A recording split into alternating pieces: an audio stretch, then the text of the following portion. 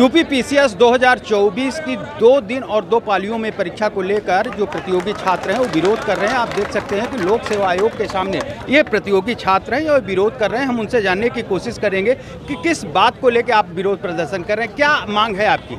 हमारा मांग है सर, नॉर्मलाइज का हमारे दो शिफ्ट में कराएंगे पेपर। हम 2 दिन कराएंगे तो सोच रहे हैं कि 1 शिफ्टिंग हो और 1 दिन पेपर हो। इसमें नॉर्मलाइज होगा तो भाई अधिकारी सबको किस आधार पर नंबर मिलेंगे तो अब वही लोग जानेंगे, अपने अंदर आदमी कर लेंगे या कि कैसे लड़के इसमें जो पढ़ने वाले छात्र हैं उसमें तो हो नहीं पाएंगे सर। आप क्या कहेंगे? सर इसमें मामला ये है कि जो 2 शिफ्ट में पेपर कराने का निर्णय लिया गया है, इसमें नॉर्मलाइजेशन किया जाएगा और नॉर्मलाइजेशन का कोई ऑथेंटिक तरीका नहीं है और किस शिफ्ट में कितना नंबर बढ़ जाएगा ये कोई तरीका नहीं है। और इसके सबसे बड़ी समस्या ये होती है कि जो क्वेश्चन आपको आ रहा है भले ही वो कठिन हो, आपके लिए आसान होगा, लेकिन अगर हमें नहीं आ रहा आसान ही हो तो वो गलत होगा, करने में कठिन होगा। तो ऐसी स्थिति में जो है नॉर्मलाइजेशन की क्या प्रक्रिया अपनाएंगे कि जिसके आधार पर सबको ये न्याय दे ले जाएंगे?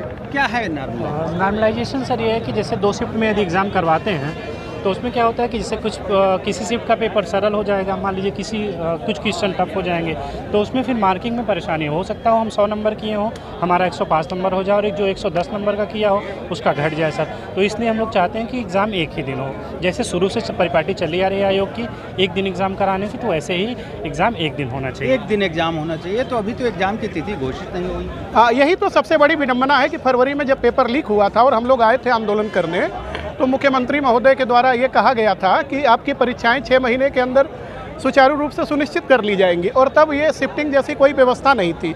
और जैसा कि आप भी जानते हैं मीडिया के माध्यम से कि मात्र 5.5 लाख छात्र ही पीसीएस की परीक्षा दे रहे हैं और यदि आयोग एक दिन में 10.5 लाख या 5 लाख छात्रों की परीक्षा नहीं करा सकता तो फिर आयोग को बंद कर देना चाहिए।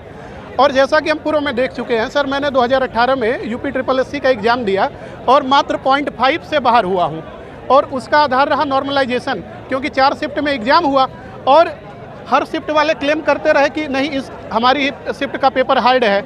और ये तो आयोग की मर्जी पे है ना कि आयोग किस शिफ्ट को वरीयता देता है।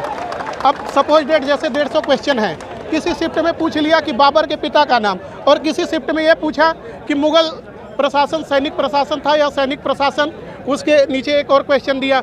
अब विकल्प में दिया कि 1 सही है, 2 सही है, दोनों सही है या दोनों जो है सामंजस्य नहीं स्थापित कर पा रहे हैं। इसका सामंजस्य आयोग खुद नहीं आयोग खुद नहीं वो बना। हर साल 5 तो इसीलिए कम से कम सबके लिए एक पेपर होना चाहिए। जब प्रधानमंत्री जी हमारे एक देश एक चुनाव की बात करते हैं तो सभी छात्रों के लिए 1 डे 1 एग्जाम क्यों नहीं हो सकता? यानी 1 डे 1 एग्जाम। जी बिल्कुल, 1 डे 1 एग्जाम सर, हम यही चाहते हैं कि 1 डे 1 एग्जाम हो। क्योंकि सर क्या है कि पहली बात तो आयोग कई सालों से, लगभग 5-6 सालों से मैं देख रहा हूँ कि 5 से 6 क्वेश्चन हमेशा गलत करती है। तो उसमें जो जब 2 शिफ्ट में कराएगी तो बच्चों को और दिक्कत होगी।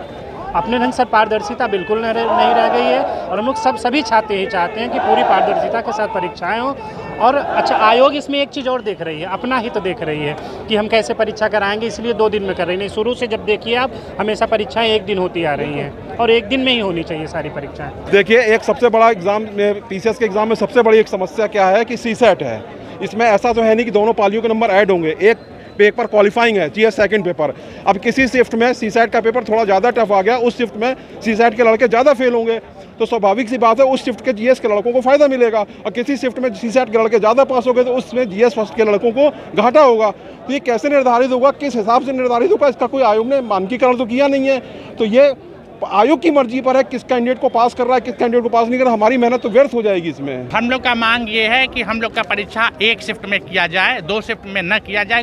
2 शिफ्ट में होने से हम लोग का नुकसान है, असल में हो जाता है नॉर्मलाइजेशन और उससे जो है बच्चों का अंक जो है परिवर्तित हो जाता है। इनके पास नॉर्मलाइजेशन का कोई आधार नहीं है, कोई बेस नहीं है जिससे ये जो है कैलकुलेशन करके बता सके कौन सा क्वेश्चन आसान है और कौन सा शिफ्ट जो है कठिन है। तो इसलिए हम लोग चाहते हैं कि बस 1 शिफ्ट में हो, जैसे पहले परीक्षा हम लोग का 1 शिफ्ट में होता था उसी तरह अभी भी हो। मांग हमारी यही है कि एग्जाम 1 शिफ्ट में होना चाहिए और उसमें नॉर्मलाइजेशन की प्रक्रिया से उसे दूर रखा जाना चाहिए और ईमानदारी पूर्वक एग्जाम कराया जाए। जैसा कि अब ये आयोग जो है भ्रष्ट हो चुका है, पूरी पारदर्शिता खत्म हो चुकी है जब से अध्यक्ष जी आए हैं संजय श्रीनेश, तब से कोई भी परीक्षा सुचारूपूर्वक हो नहीं पाई है और सारी जो है परीक्षाओं पे दाग है। और इसलिए हमारी सबसे बड़ी मांग तो ये है कि आयोग के अध्यक्ष को इस्तीफा देना चाहिए नैतिक आधार पे, क्योंकि परीक्षाएं दर परीक्षाएं लीक होती जा रही हैं और जब से परीक्षाएं लीक हुई हैं तब से अध्यक्ष संजय श्रीनेश जी आज तक एक भी मीडिया ब्रीफिंग में नहीं आए हैं सामने, पता नहीं कहाँ सो रहे हैं। इतने आंदोलन होते हैं, एक बार भी बाहर नहीं आते हैं, इसलिए उन्हें नैतिक आधार पर इस्तीफा देना चाहिए। अभिषेक नाम जो 2 शिफ्ट में एग्जाम करवा रहे हैं उसको 1 शिफ्ट में एग्जाम करवाया जाए।